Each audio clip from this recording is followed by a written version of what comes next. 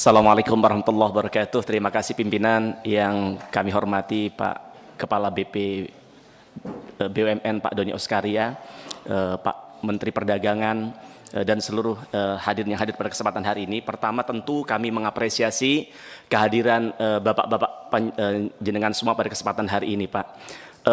Walaupun sudah tiga kali masa sidang kami mengundang ingin mempertemukan Menteri Perdagangan dan Menteri Perindustrian, tapi 3 kali itu juga kami tidak terrealisasi, dan hari ini juga kami sedikit kecewa karena Menteri Perindustrian juga tidak hadir di tempat ini. Kami dengar memang tidak match antara Menteri Perindustrian dan Perdagangan ini karena memang banyak kepentingan yang tidak sejalan begitu. Maka kami kecewa Menteri Perindustrian hari ini tidak hadir. Kami akan laporkan soal ini ke pimpinan, dan juga kalau perlu kita berikan surat kepada Presiden agar Menteri Perindustrian untuk serius dalam mengawal persoalan ini. Jadi rapat Pak kali Mufti, ini Pak. Saya Iya Pak, Bos. interupsi ya. Siap. Pak Menteri tidak hadir karena ada kegiatan dengan Bapak Presiden. Oke, tapi 3 kali Bos, 3 kali. Nah ini baru iya. kali ini. Oh iya, terima kasih ya. Kemarin kan nggak hadir wamennya. Iya. Pak Menteri Perdagangan tidak hadir. Siap, oke. Jadi itu hanya saya tidak sampaikan tadi. Ya, terima kasih. Ya. Oke, pimpinan. Ya. Jadi selanjutnya ini penting buat kami. Jadi cermin tata kelola industri baja. Kita buktikan bahwa 3 kali pemerintah tidak hadir, kami undang di sini, bahwa memang tidak ada keseriusan dalam memproteksi industri dalam negeri kita, Pak pimpinan. Kenapa? Karena soal baja ini hanya satu hal kecil saja. Ini seperti fenomena gunung es, padahal sebenarnya banyak sekali industri lain yang hari ini sedang berdarah-darah karena begitu masifnya importasi dari China dan sebagainya begitu. Nah, pada kesempatan hari ini kami ingin menanggapi dulu dari halaman 5 paparan Pak Menteri Perdagangan begitu. Nah, Bapak tadi sampaikan bahwa kita surplus ekspor baja begitu. Jujur kami kaget karena ini seperti anomali, karena berbeda jauh dengan ketika kami mendengar para pelaku industri baja yang hadir di tempat ini Pak.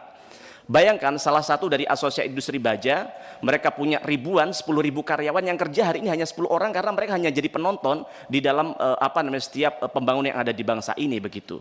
Nah, maka kami ingin tanya di halaman 5, nanti kami minta jawaban tertulis, dijelaskan dan jawaban tertulis. Yang Bapak sampaikan soal surplus.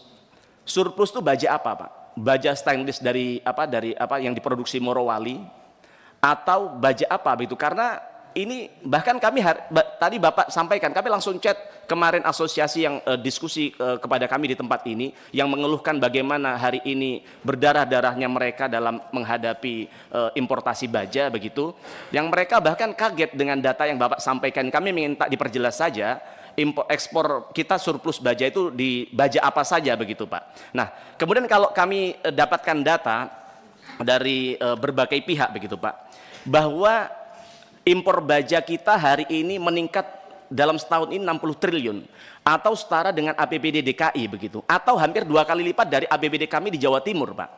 Nah, bahkan kalau kita lihat dalam setahun terakhir 245 triliun baja impor masuk ke negara kita Pak, setengah dari impor migas kita Pak. Jadi saya bayangkan bahwa 245 devisa kita sia-sia keluar, padahal di sisi lain seperti disampaikan Pak Akbar Johan tadi, bahwa utilisasi baja di dalam negeri kita hanya 50% Pak. Nah, maka pertanyaan kami usulkan bagaimana, saya tahu bahwa Kementerian Perdagangan, pemerintah sudah berikhtiar dan dengan membuat tarif anti dumping. Tapi kalau kita lihat bersama, tarif anti dumping 5-20%, bahkan rata-rata tarifnya 15%. Sedangkan baja dari Cina Pak lebih murah 40 hingga 50% Pak. Lalu bagaimana industri dalam negeri kita bisa bersaing? Maka pada kesempatan hari ini kami mengusulkan untuk bagaimana tarif anti dumping dinaikkan 50% Pak. Lalu mungkin Bapak akan bertanya, kalau tarif 50% bagaimana dengan daya beli kita?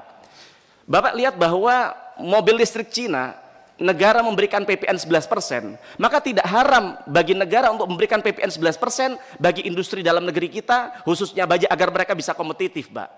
Karena buat apa kita melakukan pembangunan secara masif dan sebagainya, tapi kalau kita hanya menjadi penonton di dalamnya. Bapak tahu di Cikarang ada satu pabrik yang seluruh bajanya sudah prefabrikasi, dipasang di sana, setengah jadi, hanya tinggal dilakukan oleh 3 orang. Jadi kita hanya menjadi penonton di dalam negeri kita sendiri. Maka kami usulkan 2 hal tadi. Nah, kemudian yang kedua Pak, atas masukan dari teman-teman asosiasi tadi, ada celah mematikan di sistem perdagangan, yaitu HS 9406 yang seharusnya untuk bangunan prefabrikasi, tapi kemudian dijadikan oleh para mafia untuk jalan tol agar mereka bisa mengimpor baja tanpa izin teknis, tanpa SNI, juga tanpa TKDN begitu, Pak. Nah, akibatnya kita lihat bahwa hari ini industri baja kita dalam negeri kita diserbu dengan baja dari China dan India yang sangat murah begitu. Nah, kemudian ketika mereka bertanya ke Kementerian Perdagangan dan Perindustrian, antar dua kementerian ini saling lempar. Yang satu bilang belum ada izin teknis, yang satu bilang bukan kewenangannya. Jadi kemudian kami bertanya, sebenarnya yang berwenang di negara ini siapa sih? Apakah kementerian atau para mafia yang kemudian mengendalikan ini semua begitu, Pak? Nah, maka kami minta pada kesempatan hari ini untuk segera revisi HS Code 9406, Pak, menjadi larangan terbatas dan terapkan kuota impor agar mereka tidak main-main lagi dalam mengatasnamakan HS Code 9406 ini, Pak. Nah, kemudian yang kedua kami minta diperketat impor, jangan lagi ada celah mainan kuota, dan kita lihat bahwa kalau katanya Menteri Keuangan kemarin ada permainan di dalam pengimporan baja impor ini, Pak, begitu. Nah, kemudian yang ketiga, kalau kita melihat bahwa Menteri Keuangan kemarin menyampaikan ada 40 perusahaan China yang tidak membayar pajak.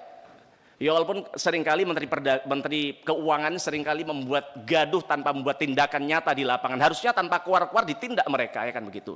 Tapi pertanyaannya, kalau ini benar, Pak, sebenarnya apa yang sudah dilakukan oleh Menteri Perdagangan dalam persoalan ini? Kalau mereka saja logikanya mereka tidak bayar pajak, Pak, artinya saya yakin mereka tidak ngurus SNI juga, Pak. Saya yakin mereka tidak ngurus surat dari Kementerian Perdagangan untuk mereka bisa mengimpor baja dalam negeri kita.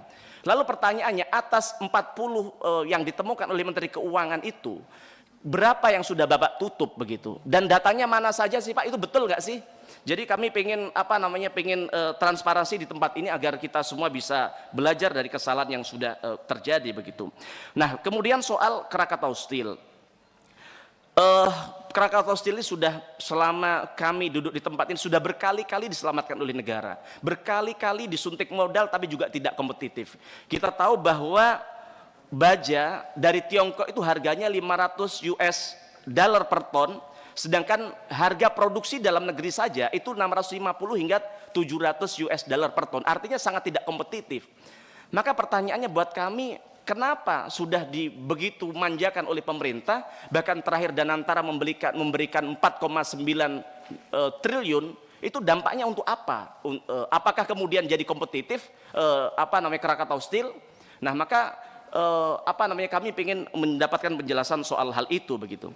Kemudian soal kami mendengar di Krakatau Steel kemarin ada laporan keuangan yang katanya positif di triwulan ketiga 2025. Maka harapan kami di era Danantara, di era Pak Doni yang menurut kami juga serius dalam memperbaiki tata kelola Danantara ini, janganlah ada poles-poles keuangan seperti zaman-zaman dulu begitu. Nah, maka kami ingin tanya, itu positif dari mana keuangan ini? Karena yang kami tahu bahwa liabilitas jangka pendek Krakatau Steel itu 2 miliar US dollar begitu. Sedangkan hutang bunganya sekitar 209 miliar US dollar. Nah, maka pertanyaannya berapa, dari mana angka positif yang disampaikan? Jangan-jangan positif karena pinjaman dari Danantara begitu. Nah, kemudian kepada Danantara pada kesempatan hari ini. Nah, Danantara seperti yang disampaikan oleh Danantara sudah memberikan pinjaman 4,9 triliun kepada Krakatau Steel. Maka pertanyaan kami, apa jaminan bahwa dana ini akan memperbaiki fundamental bisnis dari Krakatau Steel? Termasuk apakah kemudian dengan adanya pinjaman modal akan lebih kompetitif, akan bisa lebih hidup, akan bisa lebih bersaing dengan importasi baja Cina? Saya kira kok tidak begitu. Maka kami minta penjelasan soal hal itu.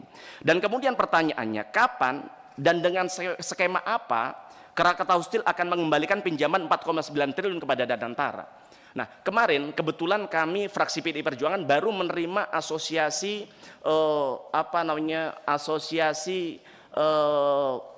pensiunan Krakatau Steel. Mereka mengeluhkan soal mereka ibarat naik mobil diminta turun di tengah jalan begitu, dengan skema dari Krakatau Steel yaitu Windows apa, Pak? Windows lump sum Windows begitu. Nah, yang ternyata setelah saya dalamin kan enak Pak, dapat ini lump sum Windows. Ternyata dipotong 50% begitu.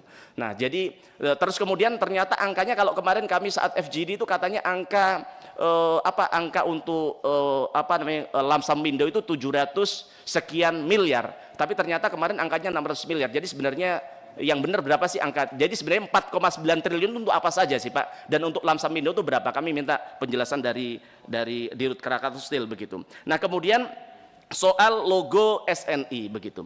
Nah, salah satu yang menjadi alasan importasi baja bisa masuk ke Indonesia adalah tidak lemahnya pengawasan soal stempel SNI ini di baja, Pak. Nah, maka kami minta kepada yang terkait dengan SNI ini untuk bagaimana ketika baja itu ternyata impor dari China, maka kami minta untuk tidak diberikan label SNI begitu. Nah, selanjutnya menanggapi BPKN, Bapak tadi sampaikan soal Daisik begitu Pak. Betul, kami di Komisi 6 habis menerima persoalan Daisik ini. Nah, kami ingin tanyakan, advokasi yang Bapak lakukan dari Daisik itu dampaknya apa? Hasilnya apa Pak? Karena yang kami tahu hari ini mereka juga tidak di-refund begitu.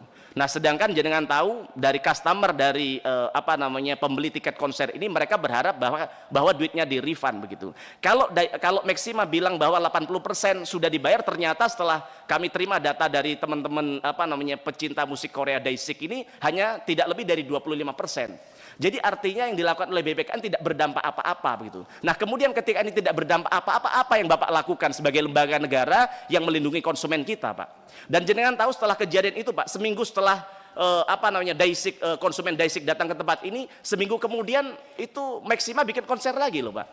Jadi sebenarnya kenapa tidak ada proteksi untuk para customer kita, para konsumen kita terhadap konser-konser yang ada di dalam negeri kita. Nah, terakhir kepada Kementerian Perindustrian soal tekstil, industri tekstil. Sejujurnya kami tidak terlalu sepakat dengan Kementerian Perindustrian yang akan menginisiasi soal industri tekstil ini. Bagaimana kita lihat, saya dengar bahwa pemerintah akan bangun industri tekstil dengan dana 101 triliun. Itu duit bukan sedikit, Pak. Nah, maka pertanyaannya itu untuk apa? Saya dengar mau mengambil alih Sritek.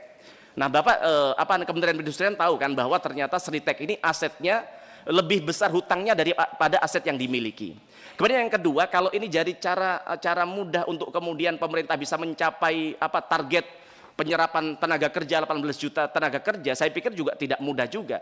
Siapa yang menjamin setelah ada pendanaan 101 triliun duit negara di tempat ini, kemudian ini bisa jalan?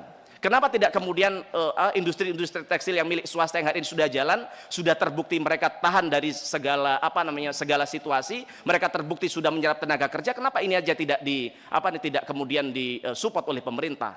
Nah, itu dari kami, terima kasih. Assalamualaikum warahmatullahi wabarakatuh.